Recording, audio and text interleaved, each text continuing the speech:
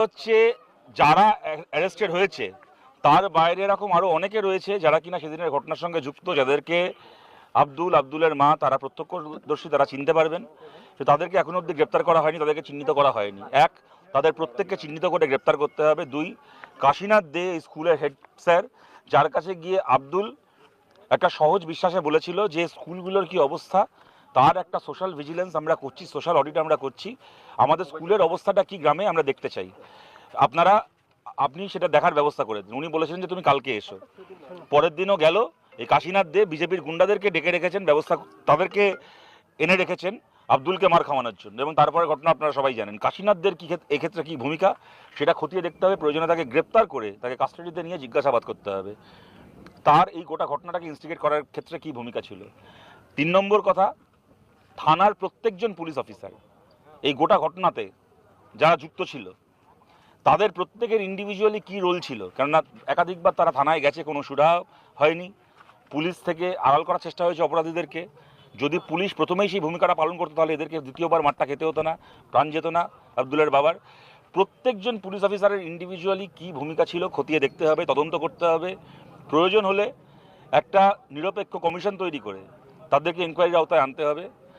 4 নম্বর কথা, আব্দুলের পরিবারকে যখন বলা হয়েছিল যে আমরা এই দাবি রাখবো সরকারের কাছে যে একটা কম্পেনসেশনের, কারণ এরকমভাবে খুন হলো, তাদের পরিবারের একজন সদস্যকে মেরে ফেলা হলো, পরিবারের ক্ষতিপূরণের দাবি আমরা রাখবো। আব্দুল এবং আব্দুলের মা পরিষ্কার বলেন যে আমাদের 1 নয়া পয়সা ক্ষতিপূরণ আমরা নেব না, আমাদের কোনো ক্ষতিপূরণ চাই না।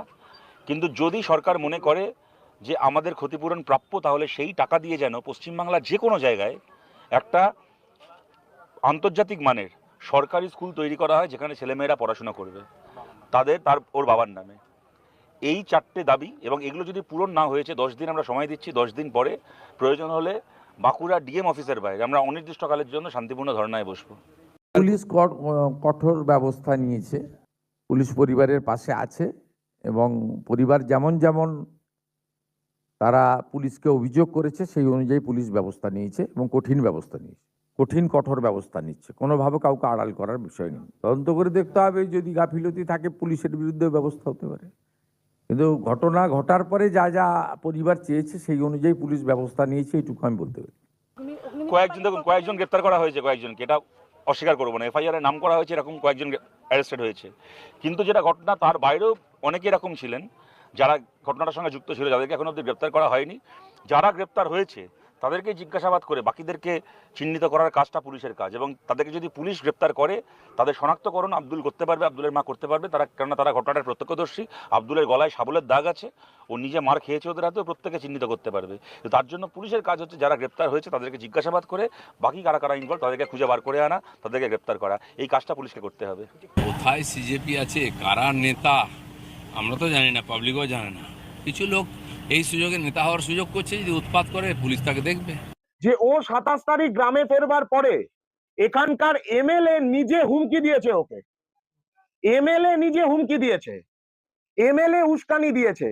দীর্ঘদিন ধরে এই পরিবারকে টার্গেট করা হচ্ছে। স্পষ্ট গোটা রাজ্য জুড়ে কেউ প্রতিবাদ করলেই তাকে তকমা দিয়ে দেওয়া, কেউ প্রতিবাদ করলেই তার উপর আক্রমণ করা, কেউ প্রতিবাদ করলেই তাকে খুন করা, কেউ প্রতিবাদ করলেই তাকে তকমা দিয়ে দেওয়া, কেউ প্রতিবাদ করলেই তার উপর আক্রমণ করা, কেউ প্রতিবাদ করলেই তাকে খুন করা, কেউ প্রতিবাদ করলেই তাকে জেলে ভরিয়ে দেওয়ার ভয় দেখানো। এইভাবে প্রতিবাদকে রোখা যায়নি, প্রতিবাদকে রোখা যাবে না।